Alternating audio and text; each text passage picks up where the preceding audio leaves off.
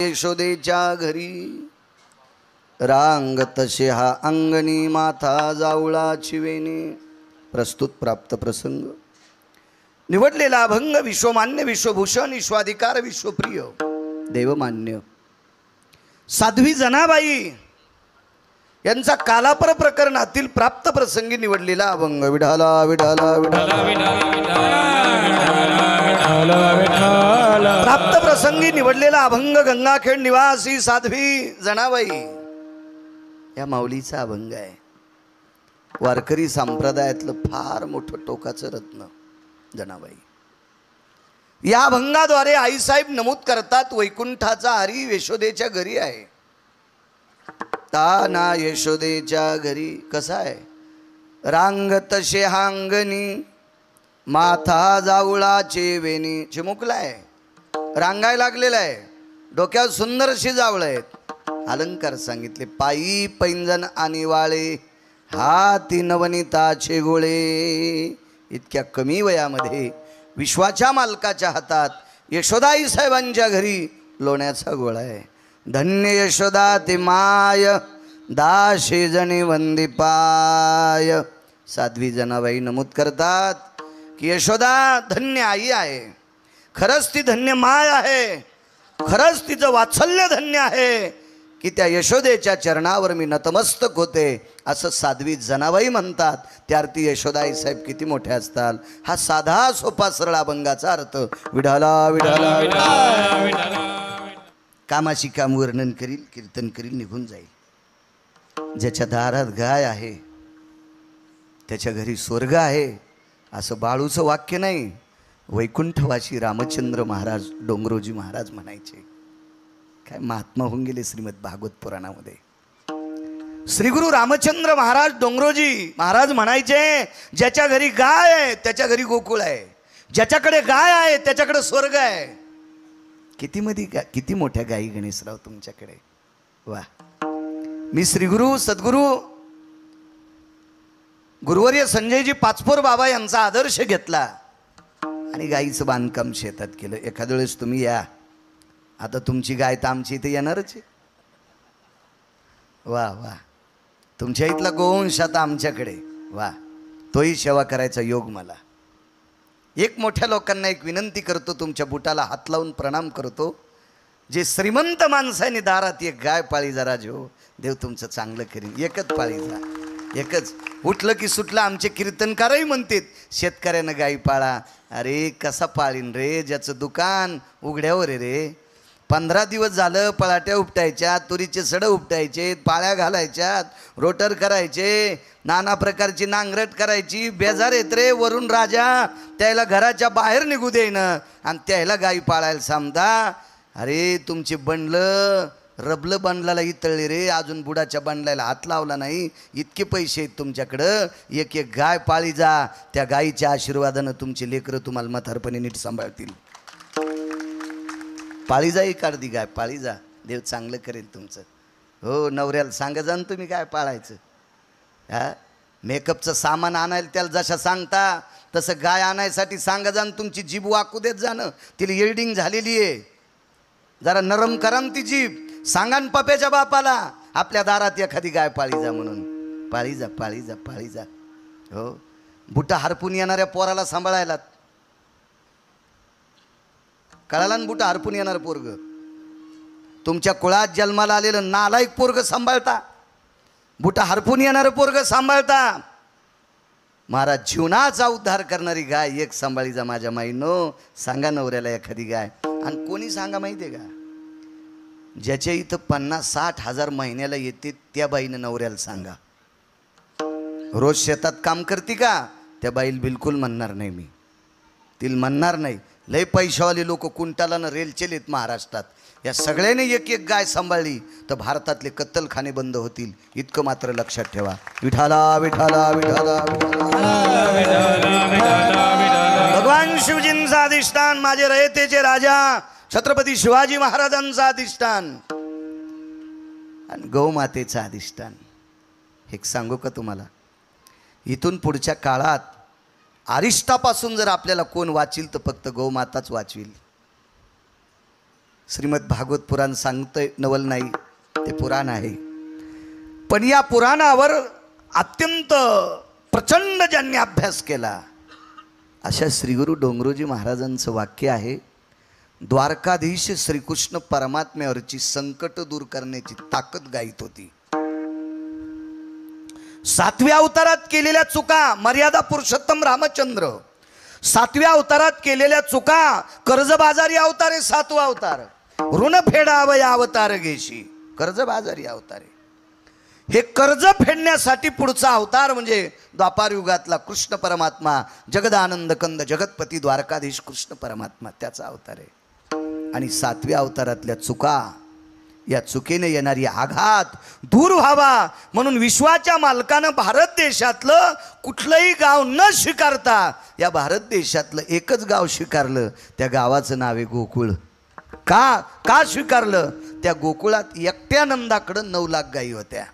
असे 9 नंद होते. 9 एकट्या नंदाकडे 9 लाख गायी होत्या. असे 9 नंद होते आणि प्रत्येक माणसाकडे 14 गायी होत्या. 12 आणि 13 गायी असणारा माणूसच गोकुळात नव्हता. एकट्या नंदाकडे 9 होत्या. मी सांगतो म्हणून ऐकायचं नाही. नैवम गिरगावकर लिखितम, आई तुझा मी एकुलता एक, गाई राखी तो 9 लाख, गाई राखुनी झिजली नख, मला जीव घाल, यशोदे घराकडे चाल, मला जीव घाल. गाई राखीतो 9 लाख, अशा 9 लाख गाई नंदराजाकडे होत्या. म्हणून ते गाव स्वीकारलं. तुमचं हे अंगण पवित्र आहे, ही माती पवित्र आहे, गौ मातेचं अधिष्ठान आहे, देशी गायी आहेत तिथं, पवित्र विश्वाच्या मालकाला आवडतील अशा कोमलशा गायी आहेत. खूप छान. गणेशराव तुम्हाला पुन्हा धन्यवाद. राजू बंगले बांधतील, अमकं करतील, तमकं करतील, फॅक्टऱ्या टाकतील, टाका, त्याबद्दल दुमत नाही. असे मी लाखो लोक पाहिले. पण गायीच्या जवळ गेलं की अंग भरण, शेपूट कपड्याला लागन, आपली इस्त्री खराब होईल, असे सुद्धा सुंबळे पाहिले. गोड वाटलं, आनंद वाटला, खूप छान वाटलं. तुमच्या कार्याला कोटी कोटी धन्यवाद. माझ्या विटेवरच्या मालकाची कृपा हो, ज्ञानोबराय तुकोबरायची कृपा हो, माझ्या काशीतल्या मालकांची कृपा हो, साधू संतांची कृपा हो, आणि ही सेवा करण्याचं बळ तुमच्यामध्ये गरुडा इतकं देवो अशी विश्वाच्या मालकाला प्रार्थना करतो. तुम्हाला कोटी कोटी गणेशराव पाटील धन्यवाद देतो आणि अभंगावर येतो. विठाला विठाला विठाला विठा, वैकुंठीचा हरी तान्हा यशोदेच्या घरी. साध्वी जनाबाई सांगतात, वैकुंठातला प्रभू हा सरळ यशोदेकडे गेलाय. अंशात्मक अवतार 24 झाले, त्याच्यापैकी पूर्ण अवतार राम आणि कृष्ण आहेत. दुर्जनाचा येणे करोणी संहार, पूर्णावतार रामकृष्ण. दुर्जनाचा संहार करण्याकरता 2 अवतार पूर्ण आहेत, राम आणि कृष्ण. मग 7व्या अवतारात मर्यादा पुरुषोत्तम रामचंद्र वैकुंठातले भगवान विष्णू परमात्मा देवकी मातेच्या पोटी जन्माला आले, तिथेच थांबले. म्हणून वैकुंठेचा हरी आणि कौशल्याच्या घरी असं म्हटले नाही. वैकुंठीचा हरी तान्हा यशोदेच्या घरी. नाविन्य का?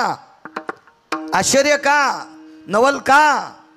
कारण झाला देवकीला,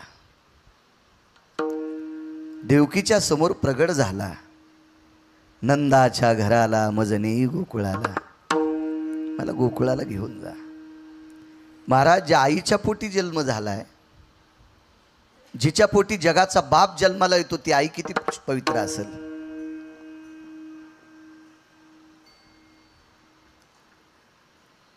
दहावीला एका मुलाला मार्क चांगले पडले. त्या परिसरातल्या बऱ्यापैकी लोकांनी शाळेमध्ये त्या मुलाचा सत्कार केला आणि माईकवर व्यक्ती बोलत होता, याची आई किती धन्य आहे की अशा बाळाला जन्म दिलाय, की तालुक्यात तिच्या बाळाला 10वीला मार्क जास्त पडले.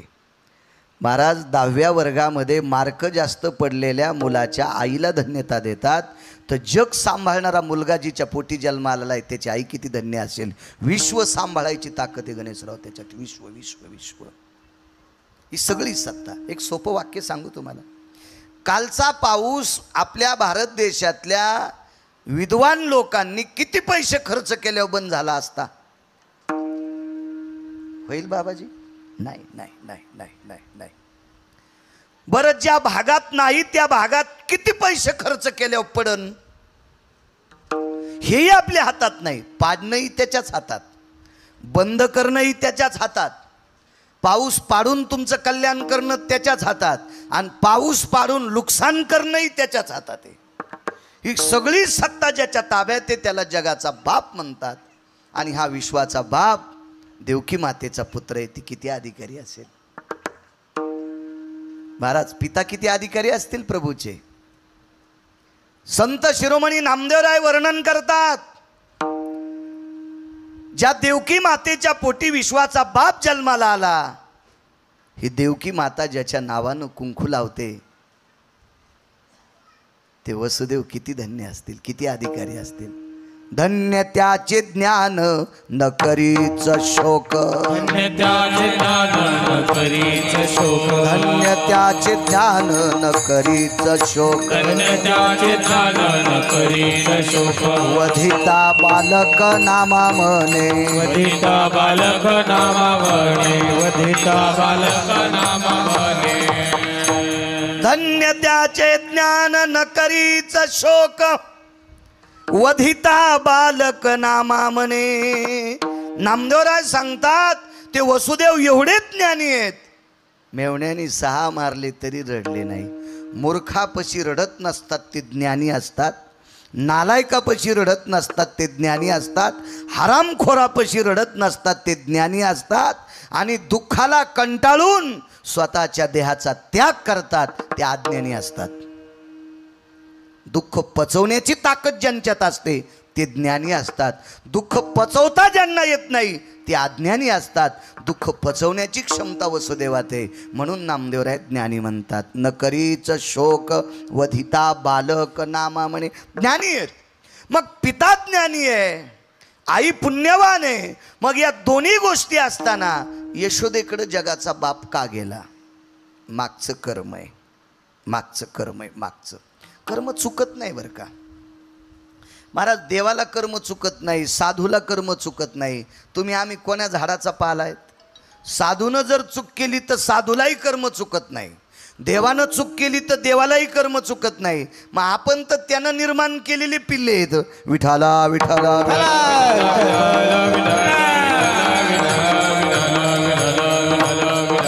विश्वाच्या मालकानं एका किराताचं पोरग मारलं. ते भजन करत होतं, भजन करत होतं. हे नेहमी सांगायचो. वशिष्ठाच्या कोर्टातला न्याय चुकला. महाराज, वशिष्ठांची चूक काढायची गिरगावकराची काय लायकी, काय पात्रता आहे? माझी काय लायकी? पुराण सांगते. अनावधानानं वशिष्ठांच्या मुखारविंदातून एक वाक्य पडलं, शूद्र कोणीतरी तप करतंय. त्याच्यामुळं अयोध्येत पाप झालं, आणि अयोध्येत एक 11 वर्षाचा मुलगा एका महाराजांचा मरण पावला. असा वशिष्ठाचा न्याय झाला. आणि भगवान मर्यादा पुरुषोत्तम रामचंद्रांनी ते बाण भातोडं घेतलं, तो तीर काढला, आणि त्या शूद्राचं तप करीत बसलेलं, भजन करीत बसलेलं पोरग मारून टाकलं. खरं तर हे 11 वर्षाचा मुलगा हा अयोध्येत मरण पावलाच नव्हता, तो त्याच्या मामाच्या गावी मेलता. पण पंचनामाच केला नाही ना. आपल्याकडे पंचनामा करण्याची पद्धत आहे डिपार्टमेंटमध्ये. वशिष्ठाने न्याय निकष लावून द्यायला पाहिजे होता की हा मुलगा मृत्यू कुठं पावलाय. रातोरात मामाच्या गावातनं त्या 11 वर्षाच्या बाळाचं प्रेत आणलं, आणि सहज तोंडातून अनावधानानं शब्द पडला की एक शूद्र तपश्चर्या करते, पाप वाढलं म्हणून अयोध्येत मृत्यू पावला. अयोध्येचा नियम काय होता माहिती आहे का? विश्वाच्या पाठीवर माझ्या वाचनातल्या 2 नगऱ्या येतात. या 2 नगरीमध्ये केस पिकल्याशिवाय माणसं गणेशराव मरत नव्हते. एक अयोध्या नगरी, अयोध्या. राजा अजराज, राजा दशरथ आणि राजा मर्यादा पुरुषोत्तम रामचंद्र गुरुवर्य. राजा दशरथानं एवढी साधना केली, एवढी साधना केली, एवढी साधना केली आणि दक्षिणेचा राजा जिंकला. दक्षिणेचा राजा म्हणजे यम. यमाला जिंकलं आणि यमाला एक मागणी केली. दक्षिणाधिपती यमराज, एक विनंती आहे, अयोध्येत माणूस मरता कामा नये. दक्षिणेच्या राजानं सांगितलं, महाराज ठीक आहे, तुमचा पुरुषार्थ मोठा आहे, तुमचं भक्तीचं सूत्र मोठं आहे, तुमचा अधिकार मोठा आहे, तुम्ही राज्याचं राजकारणही आई लेकरावर प्रेम करते इतकं प्रेम राज्यातल्या नगरीतल्या लोकांवर केलं, याकरता मी तुमच्यावर प्रसन्न आहे, पण माणसंच मरू नये असं मात्र मी तुम्हाला देऊ शकत नाही. निसर्गाचा नियम आहे, कारण अयोध्या ही मृत्यूलोकात आहे आणि मृत्यूलोकातला नियम आहे, आयुष्य संपलं की मरावं लागते. आयुष्य संपलं की मरावं लागते. मग तुम्ही मृत्यूलोकात अयोध्या आहे, माणसं मरणारच नाहीत असं मी तुम्हाला देणार नाही, पण तुम्हाला नाराजही करणार नाही. तुमच्या अयोध्येमध्ये तरुण मरणार नाही. यमानं वरदान देऊन टाकलं. म्हणजे केस पिकल्याशिवाय अयोध्येत माणसं मरत नव्हते. हा पगडा राजा दशरथाचं वर्चस्व, ही हिम्मत, हे धाडस, हा पुरुषार्थ दक्षिणेच्या मालकावर राजा दशरथाचा होता. आणि हे 11 वर्षाचं पोरगं मिळालं. शहानिशा केली नाही ते मामाच्या गावी. आणि दुसरी एक नगरी होती, त्या नगरीचा राजा होता रुक्मांगद नावाचा राजा. रुक्मांगदाला धर्मांगद, धर्मांगदाला मुक्तांगद, ही मुलं पुढची. मुक्तांगदाचा कोण होता घरी गेल्या वाचानं सगळ्या गोळ्या एकखट्या घेतल्यावर रिॲक्शन येत असते. आणि मी गुतं थोडंच घेतलं, रुक्मांगद, धर्मांगद, मुक्तांगद, बस झाली तिघं. आता याच्या पुढचं तुम्ही पाहणं, तुम्ही सुधर जा म्हणजे आमची लोक नीट कीर्तन करतील. तुम्ही जर नाही सुधरले ना मग गाणेच म्हणतील, गाणेच म्हणतील, काही विषय नाही. त्याच्याकरता तुम्ही सुधर जा, अभ्यास करा. काही ग्रंथ विकत घ्यायची काम नाही. तुमच्याकडे केवढाली मोबाईल येतं, तुम्ही त्याच्यावर बोट दाबल्याबरोबर सगळी ग्रंथ त्याच्यात येतात, सगळी ग्रंथ येतात. पण तुमचं बोट तिथं जाईच ना, ते दुसरीकडेच चाललं चॅटिंग करायला, कोणाला कमेंट टाकायला, काही टाकायला. हे 1-2% भंगीरायला तर कमेंट टाकायचा लयच नाद आहे. हो हो, मला वाटतं ह्या कोंबड्याच्या अवलादी असत्या. विठाला विठाला विठाला विठाला,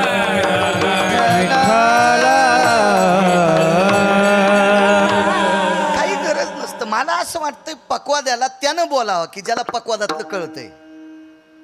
ज्याला ढोलकीची अक्कल नाही त्यानं पक्वाद्याला कशाला कमेंट टाकायची.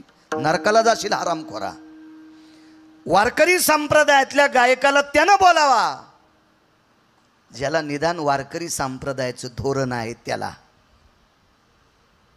ज्याला लोकनाट्यातल्या गाण्याची अक्कल नाही त्यानं वारकरी लोकांना नाव ठेवायची कशाला कमेंट टाकतो बंगिऱ्या. खालून संसार पेटन तुझा. एखाद्या महाराजालाच टाकतील, एखाद्या कोणाला बसण्याला टाकतील, एखाद्या कोणालाच टाकतील. नाही म्हणे तो महाराज नालायक आहे. अरे ते महाराज नालायक आहे, तो भजन्या नालायक आहे, ते पक्वाद्या नालायक आहे. या तिघायला कमेंट टाकू नको. या तिघायला बलिणारा हरामखोर आहे, त्याला जाऊन हाणणं. बाबाजी पाप करणाऱ्याला जे बोलीत का ते हरामखोर असतात.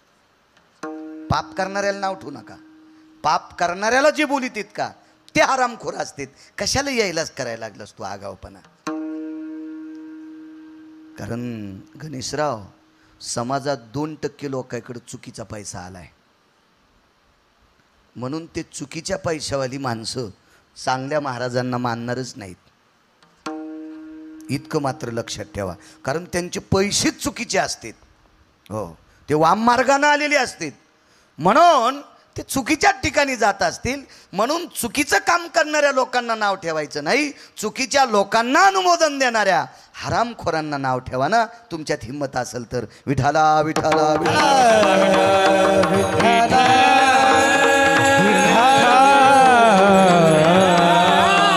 राजा रुक्मांगद आहे. हरिदिनीचं पुण्य, काल हरिदिनी झाली. एकादशीच्या पुण्याईच्या बळावर यमावर पगडा कमवला आणि दक्षिणेच्या राजाला सांगितलं, खबरदार माझ्या नगरीतला माणूस मेला तर. दक्षिणेचा राजा यम रुक्मांगद राजाच्या पायावर लोटांगण घालतो विनंती केली, तुमची सुद्धा नगरी मृत्यू लोकात आहे. माणसं मरणार नाहीत असं देणार नाही. माणसं मरतील पण तरुण मरणार नाहीत इतकं देऊन टाकतो.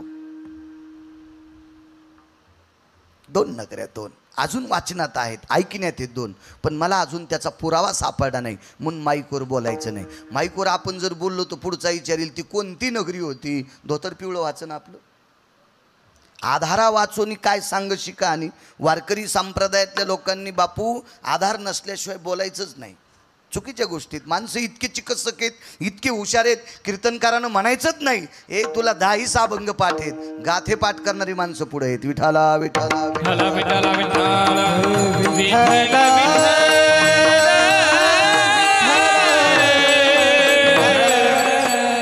आणि न्याय चुकला, महर्षींचा न्याय चुकला. प्रभू रामचंद्रांनी बाण मारला, बाईनं प्रेत दारात आणलं. वेगात सांगतो, सारखी रडत होती. सुमंतानी पाहिलं, बाईला विचारलं, बाईनं मांडी खालचा बाण काढला आणि सुमंत प्रधानाला दाखिला. प्रधानजी, या नगरीचे मालक राजा रामचंद्र, मर्यादा पुरुषोत्तम सीतापती दशरथ नंदन कौशल्यानंदन रामचंद्रांनी माझ्या बाळाला मारलं. बाई, बाळाला पेटून दे. येते प्रधानजी, पेटून देऊन येते, त्याबद्दल दुमत नाही. मला माहीत आहे मेलेली माणसं मशानात नेत असतात, पार्थिव मशानात नेत असतात, याचं मला ज्ञान आहे प्रधानजी. पण एकच विचारायचं आहे, या नगरीच्या राजाने माझ्या मुलाला का मारलं? त्यानं काही चूक केली ती का? एखाद्या स्त्रीकडे बघून वाईट शब्द वापरला का? तिच्याकडे डोळे वटारले का? तिला अपशब्द बोललाय का? तिच्यावर हात उचलला का? एखाद्याची वस्तू उचलली का? चौर्यकर्म केलंय का? निषेधकर्म केलंय का? धर्माच्या बाह्यकृत्य केलंय का? बाई होती महाराज, लावरं चित्र शशी रानडुकर धरणारी बाई. पण मुलगा सात्विक जन्माला आला, त्याची ताकद मिळाली आणि त्या ताकदीवर जगाच्या बापाच्या प्रधानाला बोलत होती. काय चुकलंय माझं? विचारू द्या त्याला. नाईलाज झाला. सुमंत आतमध्ये गेले आणि विश्वाच्या बापाला सांगितलं, प्रभू तुम्ही एका किराताचं पोरग मारलंय, बाई दारात प्रेत घेऊन ये, तिला काय न्याय द्यायचा ते ठरवा. विश्वाचा बाप थरथर कापत होता. अरे आपण चूक केली. एक शिकाऱ्याचं पोरग जर भजन करीत असेल तर आपण त्याची पाठ थापटावी, पाठ थापटावी, पाठ थापटावी. आजही बघा न्याय किती गोड आहे आपल्या संस्कृतीमध्ये. एखाद्या बलाढ्य श्रीमंताचं पोरग जर शाळेत पहिलं असेल तर तितकं मानित नाही, पण ऊस तोडणाराचं, लोकांच्या शेतात काम करणाऱ्याचं, मजुराचं पोरग जर पहिलं आलं तर सगळ्या परिसरातल्या लोकांना उत्सुकता लागती. गरिबाचं लेकरू होतं हो, वहीला पैसे नव्हते, पेनला पैसे नाही, ट्युशनला पैसे नाही, पण तालुक्यात पहिलं आलं. उत्सुकता का लागती? कारण त्याला कसल्याही प्रकारचा आधार नसताना ते मोठं झालंय याची उत्सुकता.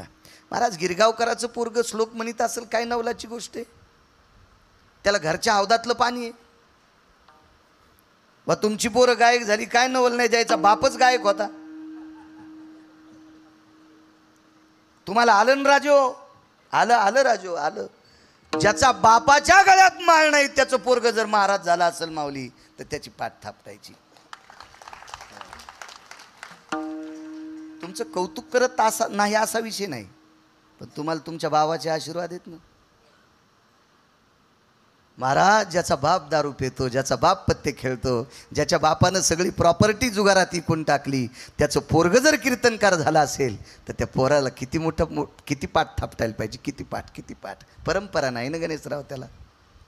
मला सांगा, लावरं चित्र ससे धरणारीचं पोरग जर जप करीत असेल, साधना करीत असेल, अनुष्ठान करत असेल, तपश्चर्या करीत असेल, नामाचा प्रचार करीत असेल, धर्माचा प्रचार करीत असेल तर किती मोठं कौतुक आहे. पुन्हा एकांतात तपश्चर्या करू लागलं. माईकवर तर कोणी धर्म सांगते.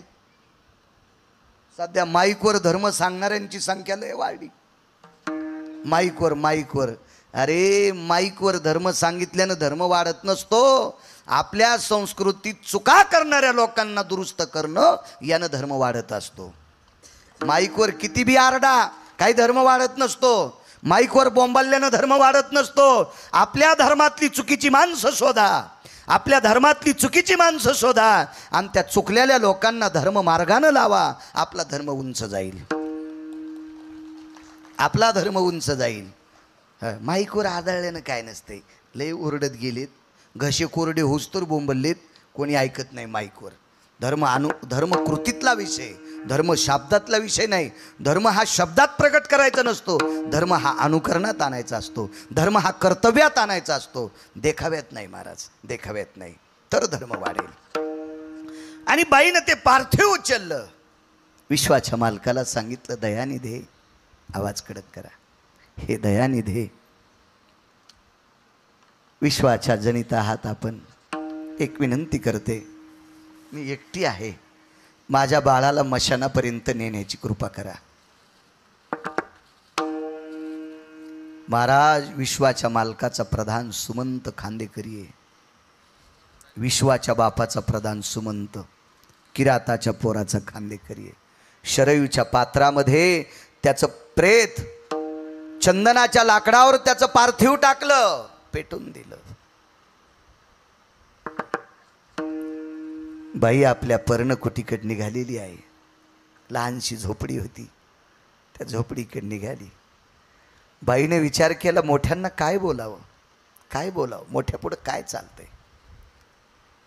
मला सांगा, लहानशा शेळीनं जर म्हशीला शिंग हाणलं तर मसड कदर करते का? अशी शेळीला शिंग हालील की पोटातून पलीकडे शिंग काढील कोण? मसड. पण म्हशीनं जर शेळीला शिंग हाणलं तर शेळीचं काय चलत? नुसती मुंडी हालीन. तिला माहिती म्हशीच्या शिंगात आपलं वजन आहे. या किराताच्या बाईच्या लक्षात आलं, विश्वाचा बाप हा पुरुषार्थी हत्ती आहे, याच्या पुढे आपलं काय चालणार आहे. तिनं वाणी खराब केली नाही, शब्द खराब केले नाही, जीभ खराब केली नाही. ती शांतपणाने मुलाकडे पाठ केली. त्याचा धूर गगनात गेला आणि ती आपल्या झोपडीकडे तोंड करून चलत होती. पण टस टस टस टस टस टस तिच्या डोळ्यातलं पाणी पडलं. प्रभो, उलट केलंस रे माय बापा, हे देवा, उलट केलंस रे माझ्या जीवनात. अरे, ज्याच्या हाताने माझं सगळं व्हावा अशी सोयीची क्रिया, पण उलटी केलीस रे देवा. आईच्या हातानं पोराची क्रिया करून घेतलीस देवा. जाऊ दे, तुझ्यापाशी न्याय देवा, मी तुला काय बोलणार आहे देवा. आणि तिच्या अंतःकरणातून एक ध्वनी पडला आणि तो ध्वनी विश्वाच्या मालकाच्या अंगावर आदळला. देवा, देवा, काय गुन्हा केलता रे माझ्या मुलाने? ही आंधळ्याची उतार वयातली काठी मोडून टाकलीस रे देवा. काय केलंस देवा? तुला शाप देण्याची माझ्यात लायकी नाही रे देवा. पण तिचा टळटळाट लागला. एक लक्षात ठेवा, शापाला उशाप आहे, शापाला गणेशराव उशाप आहे. पण एखाद्या गरीबाचा जर टळटळाट लागला ना, तर तो टळटळाट फेड्याशिवाय गत्यंतरच नाही. पिढ्यानं पिढ्या जाळी तो टळटळाट, पिढ्यानं पिढी. म्हणून गरीबाचे शाप घेऊ नका. गोरगरिबाचा टळटळाट कधीच घ्यायचा नाही, कधीच घ्यायचा नाही. त्याच्या अंतःकरणाचा जो टळटळाट आहे का, ते एका बॉम्बपेक्षा भारी असतो, अणुबॉम्बपेक्षा सुद्धा भारी असतो, लाखो बंदुकीच्या गोळ्यापेक्षा तो भारी असतो. त्याचा टळटळाट आहे, तो घ्यायचाच नाही, नाही घ्यायचा. आणि विश्वाच्या मालकावर तो टळटळाट आदळला. आणि श्रुतीनं सांगितलं, प्रभू, एक लक्षात ठेवा, पुढचा जन्म तुम्हाला देवकी मातेच्या पोटी जन्माला भेटल. पण लक्षात ठेवा, 7व्या अवतारात एका किराताच्या बाईचं पोरगं मारलं. तिचं पोरगं मारल्याच्या नंतर जितकं दुःख तिला झालंय, तितकंच दुःख तुमच्या जन्मदात्या मात्या पित्याला होईल. फक्त तुम्हाला मारण्याची ताकद तिच्यात नाही. महाराज 6 भावानं मारले, 6ही मारी दुराचारी. 7वा योग मायेनं नेलाय देव आमच्या रोहिणी मातेच्या उदरात. आणि 8व्या जन्माला आल्यावर इतकी प्रसन्नता, इतका भाव, इतकी श्रद्धा, इतकी आतुरता, इतकं वात्सल्य दोघांकडं समुद्रापेक्षा विशालत्व पांगलेलं आहे वसुदेव देवकीला. पण कर्म नो गहनो गती. 7व्या अवतारातलं कर्माचं गाठोडं जगाच्या बापाच्या डोक्यावर होतं. महाराज तितकी उत्सुकता मातीत घातली आणि स्वयं सांगितलं, मला इथं ठेवू नका, नंदाच्या घराला, मजनेई गोकुळाला. महाराज मागचं कर्माचं बिरडं होतं, याच्यातून मुक्तताच नव्हती. म्हणून आई वडिलाला सोडून यशोदेच्या घरी गेलाय. म्हणून पहिल्या कडव्यात वैकुंठीचा हरी, वैकुंठीचा हरी, वैकुंठीचा हरी, वैकुंठीचा हरी, वैकुंठ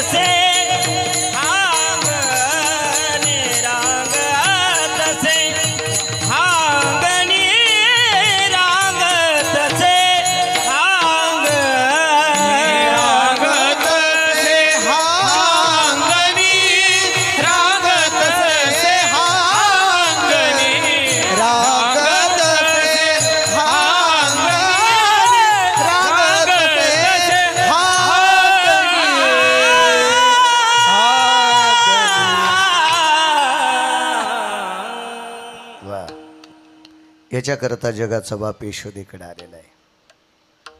बरं यशोदेकडंच का? भारतात काही दुसरी गावं नव्हती का? गणेशराव तुमचंही गाव असेल त्यावेळेला, संभाजीनगर असेल त्यावेळेला, हस्तिनापूर दिल्ली असेल त्यावेळेला, किती गावं असतील बाबाजी भारत देशात. पण गोकुळातच का? असं काय होतं त्या गोकुळामध्ये की विश्वाच्या मालकानं तिथं जावं?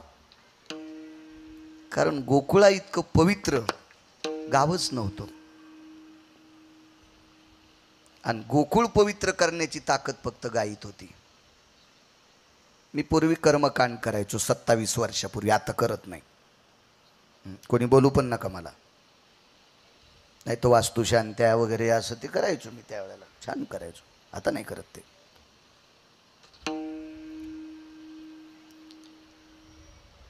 तर मी ज्या घरची वास्तुशांती करायला गेलो त्या माणसाला पहिलं सांगायचो की वास्तुशांतीच्या पूजेच्या दिवशी तुझ्याकडे एक गाय असावा. ते म्हणायचं महाराज दक्षिणा काय घ्यायची ते घ्या, पण ती गायीचा कुळा माग लावू नका. मी म्हणलं मी सांगितलेलं जर तू नाही ऐकलं, तू जर आम्हाला बंडलं दिले तर त्या बंडलाच्या शेकानं गिरगावकराचा संसार खालून जळण. तू हे बंडलं तू याकडे राहू दे. गाय पाहिजे, गाय गाय पाहिजे. आणि त्याला तर मीच पाहिजे. ते म्हणलं महाराज असं काम करा ना, मी 1-2 तोळ्याची सोन्याची गाय करतो आणि तुम्हालाच देतो. मी म्हणलं तू केलेली सोन्याची गाय आमच्या घरात घुशी सोडीन आणि मग घर पाडून टाकील. सोन्याची नाही, गाय गायच पाहिजे.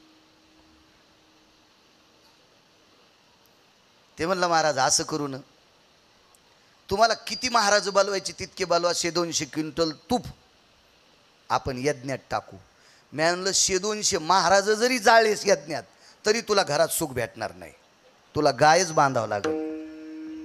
हो, हत्तीच्या सोंडेसारखी तुपाची धार जरी तो यज्ञात टाकलीस आणि गाय नाही बांधलीस ना, नाही म्हणे महाराज ऐका ना. मी म्हणलं शेवटी सांगू का तुला, तुझ्या घरातली फरची काढून मला जरी पुरलं जित्तो गिरगावच्या बाळूला आणि वरी फरची टाकून स्वयंपाक करून खाल्लास तरी तू उद्धार नाही, तुला गायच बांधावं लागेल. शास्त्राचा दंडक आहे. पूर्वीच्या काळात असा कर्मशास्त्राचा सिद्धांत होता, घोडं पण पाहिजे होतं. पण एखाद्या वेळेस घोड्याला पर्याय सांगितले, गाय असली की बाकी सगळ्या गोष्टी संपल्या, गाय मात्र पाहिजे. एक छोटंसं वाक्य ऐका. आपण राहतो त्या वास्तूला एक गाय पवित्र करती गुरुवर्य, एक गाय पवित्र करती. आपण राहतो त्या घराला, एका गायीत ताकद आहे त्याच्यातल्या सगळ्या खोडी संपवायची, त्या जागेतले दोष संपवायची ताकद एका गायीत आहे. तर गोकुळात एकट्यात नंदाकडं 9 लाख गायी होत्या. जागा किती पवित्र असेल गणेशराव, किती पवित्र असेल जागा, किती पवित्र, किती पवित्र. तुम्हाला एक सांगू का, तुम्ही राहता संभाजीनगरला, पण इकडे कधी चक्करला आले, नुसत्या गायीच्या गोठ्यात जर जाऊन आले ना, गायीच्या गोठ्यात, तर 100 पंढरपूरच्या वाऱ्या केल्याचं पुण्य तुम्हाला प्राप्त होतं.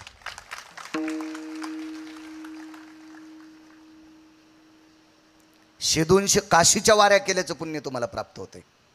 एवढा मोठा गायीचा पुरुषार्थ, इतका मोठा गायीचा पुरुषार्थ आहे. तुम्हाला एक सांगू का, पैशानं गिरगावकर इकत घेताल, देव नाही घेता येत. काय म्हणायचं बाबा, पैशानं गिरगावकर इकत घेता येईल, देव घेता येईल का बाबा, बापू घेता येईल का? नाही घेता येत, नाही घेता येत. महाराज नंदराजानं गायीच्या पुरुषार्थानं देव विकत घेतला, पैशानं नाही, फक्त गायीच्या सेवेनं देव विकत घेतला. गायीच्या सेवेनं जगात सगळी काही गावं त्यानं पाहिली. महाराज वैकुंठ काय सामान्य वैकुंठ, एवढा नाही, सगळी अधिष्ठानं पाहिली, पण विश्वाच्या मालकाला तेच ठिकाण आवडलं, ते फक्त गोकुळ. कारण तिथं गायीच्या पदस्पर्शाने पुनीत झालेली माती होती. ठीक आहे, मागचं कर्म आई वडिलाला सोडलं असेल त्याबद्दल दुमत नाही, पण माझं मत आहे मग देवकी यशोदेकडेच का, दुसरीकडे का नाही गेले? तर दुसरीकडे याच्याकरता नाही गेले की दुसरीकडे तितक्या गायी नव्हत्या, त्या गायी फक्त गोकुळातच होत्या. म्हणून आईसाहेब पहिल्या कडव्यात म्हणतात, वैकुंठीचा हरी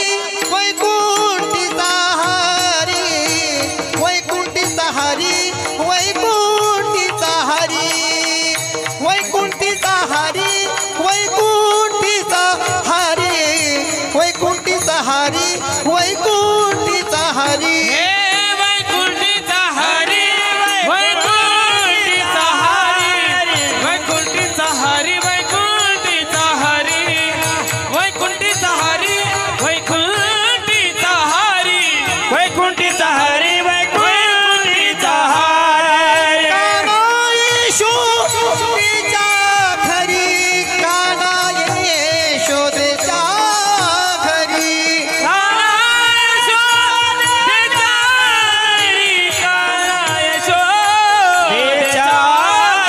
रांगत से हा रंगणी रांगत से हा अंगणी रांगत से हा अंगणी रांगत से हा अंगणी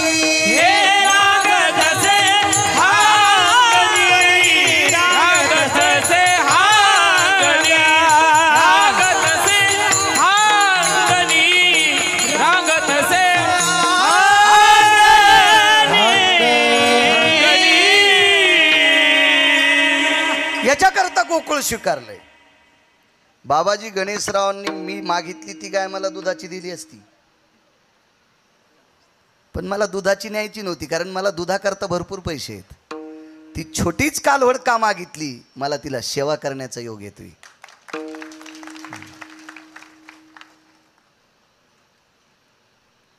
हात लावला ती गाय आजी आपल्याला दिली असती, हात लावला ती 10-12 लिटर दूध देणारी. पण ते दूध विकून थोडे मला पैसे कमवायचे आहेत, माझ्या किती कोणते पैसे कमी गेलेत. म्हणून मी आणतानाही 7 कारोडीच आणल्यात. आता मला खूप वाढवायच्या होत्या, पण मला परिक्रमेला जायचे 2-3 महिने, म्हणून मी नंतर पुन्हा वाढविणार आहे. आणि छोट्या छोट्यात न्यायच्या, कारण त्या छोट्या चिमुकल्या त्यांचं आणि आपलं हृदयाचं नातं निर्माण होतंय, प्रेमाचं नातं निर्माण होतंय. पाहिल्याबरोबर वरी तोंड करतात.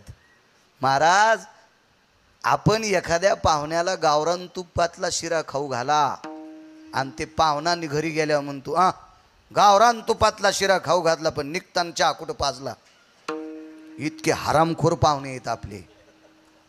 म्हणजे गावरान तुपातला बदामाचा शिरा खाल्ला भडव्यानं आणि पुन्हा घरी गेल्यावर बायकोला म्हणला त्यानं शिरा खाऊ घातला, पण निघताना चहा प्यात नाही म्हणले. याला पिराला कापायला पाहिजे, हरामखोराला पिराला. हो, हे काही काही लोक बळी देतात ना कोंबड्या बकऱ्याची, याचा बळी द्यायला पाहिजे नालायकाचा. म्हणून हे रक्ताच्या नात्यातले सुद्धा बेईमान होऊ शकतात. अब्जावधीची संपत्ती बापानं पोरासाठी कमवली, ते पोरग सुद्धा बेईमान होऊ शकते. गाय नाही बेईमान होऊ शकत, नाही बेईमान होऊ शकत ती, नाही बेईमान होऊ शकत. गणेशराव, तुम्ही रातच्या 2 वाजता जरी गाईच्या गोठ्यात आले आणि गाई जर नाही उठल्या तर मरुस्तर कीर्तन करायचं नाही. इतकं प्रेम देणारी याती फक्त गाईची आहे, गाईची. नात्यातली माणसं एखाद्या वेळेस म्हणतील आले असतील, पडतील, झोपू द्या, सकाळी बोलू, सकाळी बोलू म्हणतील, सकाळी बोलू. गाय नाही, तात्काळ उठेल. माझ्या पोटाची सोय करणारा माझा मालक आलाय, इतकं जिला कळतं. तिला गाय म्हणायचे, तिला गाय म्हणायचं, तिला गाय म्हणायचे. फक्त वेळेला पाणी द्या, वेळेला चारा द्या, तुमच्यासाठी 2 वाजता पण उठेल, 2 वाजता उठेल. इतकं प्रेम. आणि त्या गायी गोकुळात आहेत म्हणून जगाचा बाप आला. एक तिसरा मुद्दा आहे. मग मला सांगा, मागचं कर्म होतं याच्याकरता आई वडिलाला सोडे. गोकुळात गायीच्या पदच पुरुषानं बाबाजी पवित्र भूमी आहे म्हणून गोकुळ स्वीकारलं, पण यशोदाच का? गोकुळात दुसऱ्या बाई नव्हते, बायका नव्हत्या का बाबाजी? बापू नव्हत्या का? मग यशोदाच का? तर त्याचा एक छोटासा मुद्दा सांगतो तुमच्या पुढे. यशोदेच्या जीवनात गणेशराव अग्नीची सेवा घडली. अग्नीची सेवा, अग्नीची. आपल्या कर्मकांडाचा, वारकरी संप्रदायाचा, वैदिक संस्कृतीचा, सनातन संस्कृतीचा एक पायंडा आहे. आपल्या सर्व देवता अग्नीच्या मुखानं जेवतात. अग्नीच्या मुखानं. देवता आपल्याला भेटू शकत नाहीत, भेटू शकत नाहीत देव आपल्याला, पण अग्नीच्या मुखात टाकलेलं अवदान सर्व देवांना प्राप्त होते. त्याचं सूक्ष्मीकरण होतं. त्याचे 2 सिद्धांत आहेत, 2. माझा एक मोठ्या मोठ्या लोकांचा सिद्धांत आहे. आता हे भंगिरी पुस्तकं वाचिणारी याला मानित नाहीत, नाही मानू द्या. मी रात्रीच्या कीर्तनात बोलून गेलो, नाही मानू द्या. काही माणसं मानित नाहीत ना.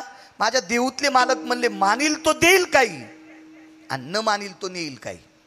आपण आपल्या विचारावर ठाम असलं पाहिजे. वारकरी संप्रदायातल्या सनातन संस्कृतीतल्या लोकांनी आपल्या नियमावर ठाम राहिलं पाहिजे. 4-2 नालायक पुस्तकं वाचलेल्या भंगिऱ्याच्या मनावर आपण नाही अधिराज्य करायचं. आपण आपल्या याच्यावर अधिराज्य, त्यांचं नसतं ऐकायचं, ते काही म्हणतील.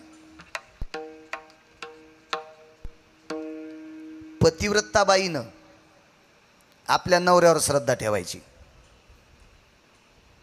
कोणाचं ऐकायचं नाही. मी रात्री सांगितलं, एका बाईला नवरा घोंगडी इतका गोरा भेटला. एका बाईला नवरा कसा भेटला? घोंगडी इतका गोरा. बरं, यांच्या मनात शंका आली, काऊन हसल्या? घोंगडी पांढरी नसती का? तुम्हाला सगळ्या काळ्याच घोंगड्या दिसतात का? पांढरी नाही का घोंगडी एखादी? पण तुमचं त्या काळ्याच घोंगडीवर ध्यान गेलं. घोंगडी इतका गोरा नवरा भेटला गणेशराव, पण सात्विक माणूस होता. त्या बाईच्या उभ्या आयुष्यात त्यानं कधीच बूट हरपून घरी आला नाही. कसा होता नवरा? घोंगडी सारखा. पण बाबा त्यानं एकाही दिवशी बूट हरपिला नाही. बूट कोण हरपित हे तुम्हाला मी सांगायची गरज आहे का? तुम्ही पोटकिडे आहेत त्याच्यातले, मी तुम्हाला सांगावं याची गरज आहे का? जीवनात कधी बूट हरपून घरी आला नाही. जीवनात कधी बायकोला वाट पाहायला वेळ लावली नाही. जीवनात बायकोला माहेराला जाताना कधी तुटकी चप्पल दिली नाही. जीवनात बायको माहेराला जाताना कधी फाटकी साडी नाही. जीवनात कधी बायकोला या पोटाची खळगी भरण्यासाठी किराण्याची अडचण येऊ दिली नाही. नवरा कसा होता माहिती आहे? घोंगडीसारखा. कसा रंग आहे नवऱ्याचा? घोंगडीसारखा. महाराज इतकी जीवनात त्याच्या सुखसोयी होती म्हणून ती पतिव्रता स्त्री त्याला पांडुरंगा इतकी, बाबाजी त्याला भगवान शिवजी इतकी मानित होती. पण शेजारणीच्या पोटात डबा उठला. तुम्ही अजून बी लक्षात घ्या, शेजाऱ्याच्याच पोटात डबे उठत आहेत म्हणून आपले घरं पेटत आहेत. नाही तर तसा जाळच होत नाही घरात.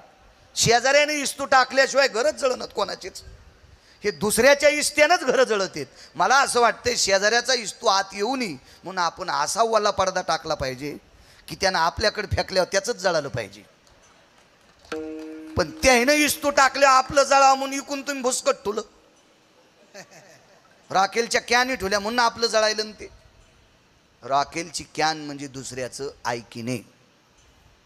राखेलची कॅन म्हणजे दुसऱ्याचं ऐकून आपलं घर जाळणे. दुसऱ्याचं ऐकायचंच नाही याला म्हणायचं वल्ला पडदा लावला. त्या बाईने एके दिवशी सांगितलं, सकू काय बाई तू संसार करते, काय तुझा नवरा आहे घोंगडीसारखा काळा, काय काय काय येड्यावानी.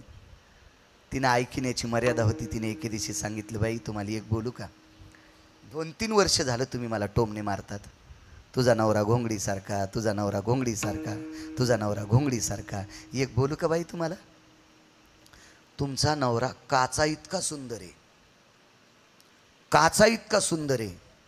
पण मला कळतंय तसं तुमचे पोरं त्याला उचलून आणतात बस स्टँडच्या मुतारीपाशी पडलेला असल्यावर.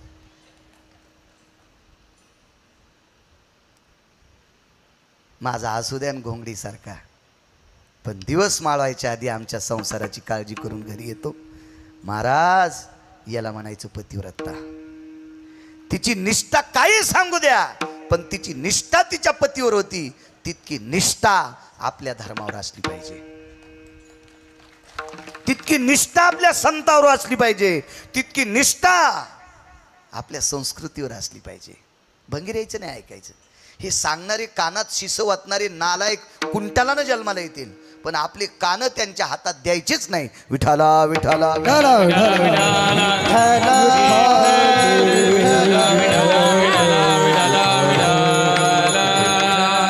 आणि आपल्याकडं ग्लानी येण्याचं एकमेव कारण एक आहे बाबाजी, आपले लोक एका फांदीवर बसतच नाहीत.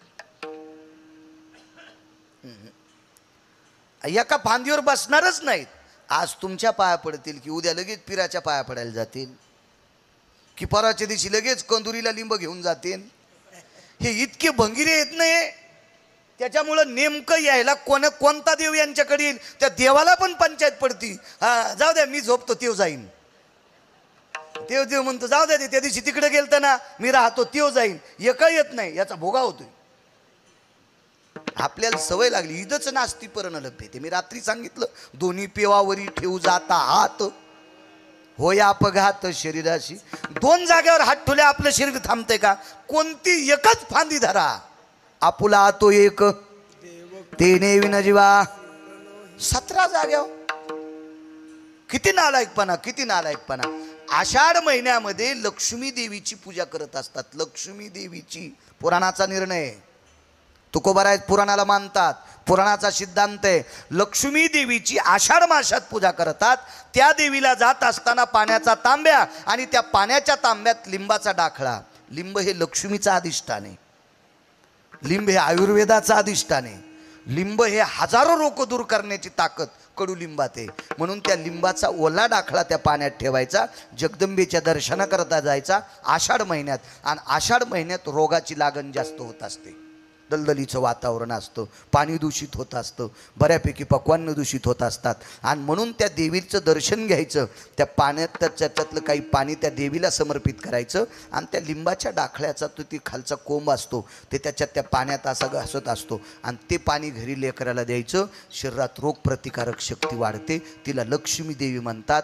पण आता ह्या 10 वर्षात तोंडाचं सुख घेणाऱ्या नालायकानं तिला लक्ष्मी देवी न म्हणता तिला मर्याई नाव ठेवलं. आणि तिला लिंबाचा डाखळा न नेता ढवळे लिंब नेले. त्या देवीला कोणते लिंब नेले? ढवळे. त्या देवीला ढवळे लिंब आवडत नाहीत. याच्या जिभेचे चोचले पूर्ण करण्याकरता देवीला बदनाम केलं. हो आपल्याकडं सांगितलं नाही शेंदरी हेंदरी दैवते कोण पूजी भूते केते. जे आपल्या पोटाकरता भीक मागते ते देव आपलं कधीच कल्याण करू शकत नाहीत. कधीच कल्याण करू शकत नाहीत. म्हणून निर्णय असा घ्या सात्विक देवांच्या पुढे सात्विक संतांच्या पुढे आपलं मस्तक वाकवा. नालायक महाराजांच्या पण पाया पडू नका. त्याच्या पायातून पाप तुमच्या डोक्यात येईल आणि बंधा तुमचा संसार जळून जाईल. महाराज जे संप्रदायात निष्ठ आहेत अशा लोकांच्या पाया पड जा की जेणेकरून तुमचं पाप जाळण्याची ताकद त्यांच्यात असते. कोणाच्याही नका पाया पड जाऊ. विनंती करतो तुम्हाला. विठाला विठाला विठाला विठाला. यशोदेकडे का आपल्या प्रत्येक देवता अग्नीच्या मुखातून जेवत असतात. अग्नीच्या मुखातून. एक माहीत असावं गणेशराव तुम्हाला. आपल्या जुन्या काळातल्या बायका चुलीवर स्वयंपाक करायच्या. आता काळ गॅसचा आलाय. मी त्याच्या विरोधात बोलणार नाही. काला येतच नमा त्याच्या विरोधात नाही बोलणार. काळ आला काळ आला.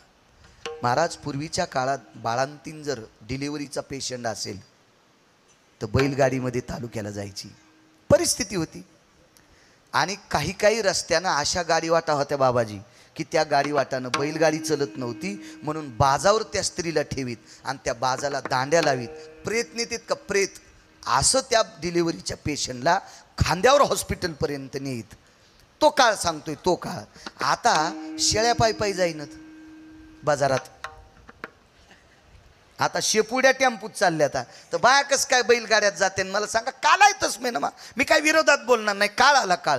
पूर्वीच्या काळात चुलीवर स्वयंपाक करायचा. आता गॅसवर करतात. मला काही त्याच्या विरोधात बोलायचं नाही. पण शक्य असल्यास आजही चुलीवर खाण्याचा प्रयत्न करत जा. आजही खेड्यापाड्यात राहणाऱ्या लोकांनी कोपऱ्यात एक चूल मांडलीच पाहिजे.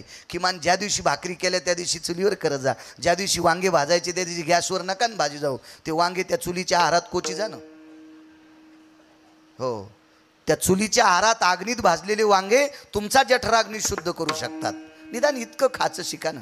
शिका खाचं शिका. ज्याच्याकडे 10-5 एकर जमीन आहे त्यानं पुण्यातलं दूध खाऊ नका असं म्हणणार नाही. पण ज्याच्याकडे 10-5 एकर जमीन आहे त्यानं 2 गाई पाळल्या तर त्याला का धनुरात आलाय का? पण 25 एकर जमीन काळीची असताना बी उंदीर धरल्यावर आणि ती पुडी आणतो. महाराज दूध प्या. मी म्हणलं बोके आहे का मी हे दूध प्यायला. हे तूच पी आणि तू आंघोळ कर या ना पुन्हा. हो बोके आहेत का आम्ही आम्हाला त्याच्यातलं दूध पाजा. घरच्या गाईचं खाचं शिका. म्हसाड पाळा गाय पाळा शिका ना. हा जरा जरा शेणाचं टोपलं उचलायचं शिका जा ना. गाईचा गोठा झाडून काढायचं शिका ना. तुम्ही कुठंच वाकणत बसताना अग ग ग उठताना अग ग ग कमरात वेल्डिंग मानात वेल्डिंग फर्यात वेल्डिंग बगलात वेल्डिंग हात वाकणात आणि झोपताना पसाभर गोळ्या खाऊन झोपायलात. उठल्यावर बी गोळीच खालात, मग दात घासायलात. हो, ॲसिडिटी झाली, वरण खाल्लं, स्टो पेटलाय पोटात तुया. स्टो जलोशील गोळ्या 2-3 खाल्ल्या. जलोशील गोळ्या खाऊच नको, त्याचं पिठलंच करून काय. हो, 2-4 भाकरी कर जलोशील गोळ्याची, तुझी ॲसिडिटी कायमची जाईल. कामं करायचं शिका ना. 500-500 एकरवाली माणसं येडा करायला शेतात जात होते. आता 1.5 एकर जमिनीवाला 10.5 दात घासी तू, जसा याचा आजा मंत्री आहे. हा, मोकार सोसायटीचा अध्यक्ष हरामखोर कुठला, 10.5 दात घासी तू. तुला ज्यानं बायको दिली त्याचं नशीब फुटलंय, त्यानं तुला पोरगी दिली. ना आलाय का, तिचं नशीब पालथं. तू यासारखा सुंब्या भेटलाय तिला. विठाला विठाला विठाला विठाला विठाला विठाला. हे उद्योगांवर धमते लक्ष्मी. माणसानं काम केलं पाहिजे. आपण कर्मभूमीवर आलोत झोपण्यासाठी नाही. झोपीनं जर आयुष्य वाढलं असतं तर आजगराची संख्या जास्त झाली असती. हे मोठा लोक मोठे होतेत ना, हे खाली बसल्या बसल्या दिल्लीतल्या लोकांचे हे वाभाडे काढते हे नालायक लोक. अरे त्या लोकांना झोपा नाही ता, रात्रंदिवस ते लोक बेजार आहेत बाबाजी. तेव्हा ती लोक मोठे होते. आणि हे उगेच आपले हे दुसऱ्यावर जळणारी माणसं. नाही, काम करायचं. आपण जितकं काम करू तितकं मोठे मोठे होत राहू. चला, चुलीवर स्वयंपाक असायचा. टिकल्यावाल्यांनी जुन्या सासूला विचारा, आजच सासूला विचारा कशी पद्धत होती जुन्या काळात. जुन्या काळातली बाई जर भाकरीला बसली किंवा चपात्या करायला बसली, ती बाजरीची असेल, गव्हाची असेल, ज्वारीची असेल, मकेची असेल, उडदाची असेल, कळण्याची असेल, मिसळ्याची असेल, ही आंबाडीच्या त्या पिळ्याची भाकरी असेल, ह्या भाकरी करायला बसलेली जुनी बाई रुपया एवढी भाकरी करीत होती. आधी 8 आण्यासारखी, रुपयाच्या नाण्यासारखी एक भाकरी करायची. ती तयाव टाकायची, ती भाजली की ती भाकरीचा ती छोटीशी भाकरी चुलीत टाकायची, 2 थेंब पाण्याचे टाकायचे आणि अग्नीला नमस्कार करायची. म्हणजे सर्व देवता तेवढ्या चिपट्यानं जेवायच्या. आणि तितक्या चिपट्याचा आशीर्वाद किती होता माहिती आहे का. हे अग्निनारायणा, माझ्याकडनं तुला नैवेद्य रे. अश्विनी कुमार तृप्त व्हायचे. आणि त्या घरात त्या लोकांनी त्या चुलीवरचा स्वयंपाक खाल्ल्यावर एकाचंही पोट दुखत नव्हतं. या सर्व देवतेची कृपा होती. कारण आपण जे कमवतो ना त्याच्यातला प्रत्येकाचा भाग प्रत्येकाचा ठरलेला आहे. प्रत्येकाचा भाग. शेतकरी राजाचं जीवन बघा ना, शेतकरी राजाचं जीवन बघा. खळं केल्याच्या नंतर मात्र सांडते, मात्र जमा केलं तरी इकडं तिकडं दाणे थांबते. ते दाणे पक्ष्यांचे आहेत, ते दाणे उंदरांचे आहेत, ते दाणे घुशींचे आहेत, ते दाणे मुंगसांचे आहेत, ते दाणे प्रत्येक जीवाचे आहेत. शेतकरी राजाच्या घरात जितकं येईल तितकं त्याचं, आणि शेतात राहील ते बाकींच्या जीवाचं असतं. महाराज, यज्ञ आहे त्याच्या जीवनात, हो, याग आहे त्याच्या जीवनात. त्याच्या जीवनात नाना प्रकारच्या यज्ञाची सिद्धांत आहे. म्हणून मी सांगतोय, ज्याच्या वाट्याला जमीन असेल तो भारत देशातला राजा असेल. ज्याच्या नावानं सातबारा असेल का गणेशराव, तो माझ्या महाराष्ट्रातला राजा असेल. त्याला नाना प्रकारचे यज्ञ करण्याचा योग येतो. अहो, त्यानं ज्वारी पेरली, चुकून पक्षी त्याच्या ज्वारीचे कंस खातात. त्यानं गहू पेरले, सांडलेल्या ओंब्या उंदरं खातात. महाराज, नाना प्रकारच्या जीवाचं पोषण करणारा शेतकरी राजा आहे. चुकून एखाद्याची गाय मसड आली, 10-5 आळा शेती खाईल. एखाद्याचा बैल आला, 10-5 कंस तो खाईल. कारण त्याच्या जीवनात कायमस्वरूपी यज्ञ असतो. तो फक्त शेतकरी राजा असतो. तो शेतकरी राजा. शेतीवर प्रेम करा. महाराज, अग्नीची कृपा झाली आणि अग्नीनं त्या स्त्रीला सांगितलं, काय देऊ, एकच दे, देव माझ्या पोटी जन्माला यावा. आणि अग्नी देवाकडे गेला आणि देवाला सांगितलं, देवा मी त्या बाईवर प्रसन्न आहे. तिनं अग्नीची साधना केली आणि तिनं सांगितलं, देव माझ्या पोटी जन्माला यावा. भगवंतानं सांगितलं, अग्नी एक लक्षात ठेव, तिच्या उदरातून जन्माला यावा तिचं इतकं पुण्य नाही, पण तुझी तिनं साधना केली म्हणून तिला मी निराश होऊ देणार नाही. पोटातून जरी नाही जन्माला आलो तरी तिला गोकुळात जन्म भेटेल, तीच यशोदा. आणि तिच्याकडे 11 वर्ष 53 दिवस. वाक्य नीट ऐका, पुराण सांगते 11 वर्ष 53 दिवस तिच्या पोटातून जरी जन्म नाही घेतला तर जन्मदात्या मायबापाला सोडून 11 वर्ष 53 दिवस तिच्याकडे राहीन. तिचं नाव यशोदा आणि ती गोकुळात.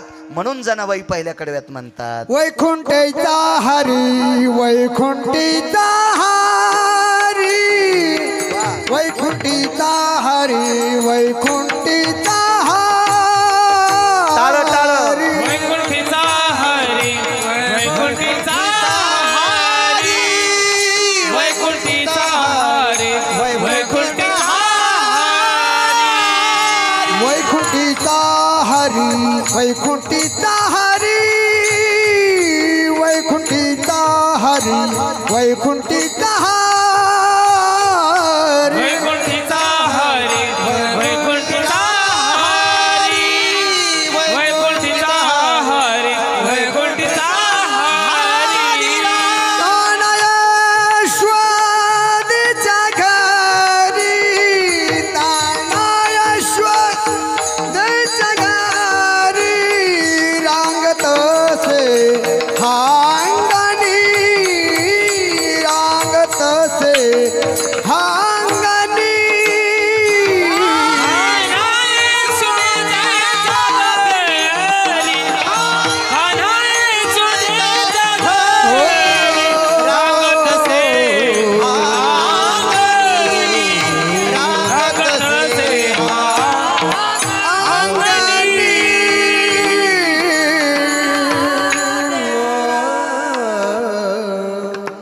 म्हणून बाबाजी विश्वाच्या मालकानं गोकुळ शोधलं. गोकुळ हे विश्वाच्या मालकाचा प्राण आहे. प्राण प्राण आहे प्राण. याच्याकरता जगाच्या बापानं आई वडिलाला सोडून गोकुळ सोडलं. यशोदेला माय का म्हणतात याचा सिद्धांत पुढे सांगतो. तोपर्यंत विठोबा रखुमाई कुमारी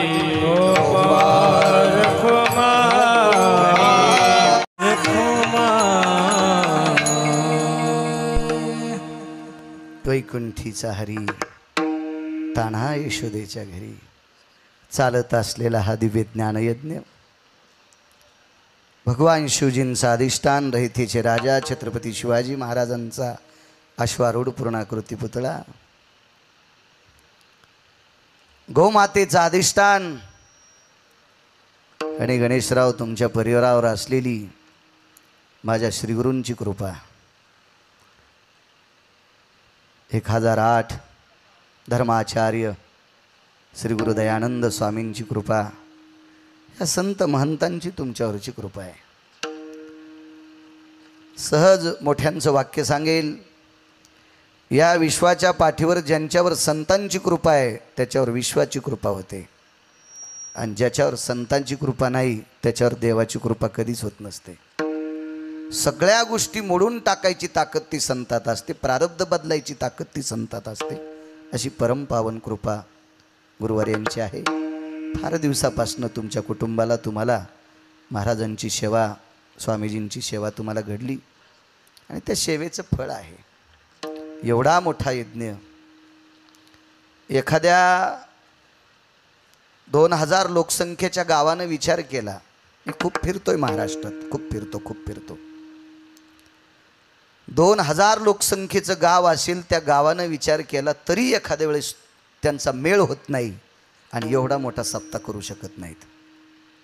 करू शकत नाही. ते का होऊ शकत नाही? कारण ते एकत्रित येऊ शकत नाहीत. पैसे प्रचंड असतील त्यांच्याकडे, प्रचंड असतील, पण नाहीत करू शकत ते. तुम्ही एकट्याने एवढं सत्र भरावं. तुम्ही वैभवशाली आहात, पैशावाले आहात हे मला नाही सांगता येणार, पण मला एक सांगता येईल. तुमच्यावर संतांची कृपा आहे बाबाजी सारख्या आणि ज्ञानोबाराय तुकोबारायची कृपा आहे म्हणून तुम्ही ज्ञानाचा यज्ञ केलाय. नाही तर पैसे नाहीत अशी माणसं नाहीत. जगात खूप पैसे आहेत. काही माणसांकडं एवढं धान्य आहे की त्यांच्या बाप दाद्यापासून पाप आहे म्हणून त्यांच्या धान्याला किडे पण लागत नाहीत. तर माणसं कशी खातील? त्यांच्या गव्हा ज्वारीला औषध न टाकता किडे लागत नाहीत. म्हणजे किड्यांनी सुद्धा विचार केला याचे गहू खायचे नाही. किड्यानं सुद्धा विचार केला याच्या ज्वारीला खायचं नाही. कारण ते पुण्यच नाही ना. महाराज नुसत्या हाती उठवी काग. काही माणसं इतकी निर्दयी असतात की भरक्या हातानं कावळ्याला सुद्धा उठीत नाहीत. त्याला वाटतं आपले कण जर उडाले तर कावळ्या खाईन. कारण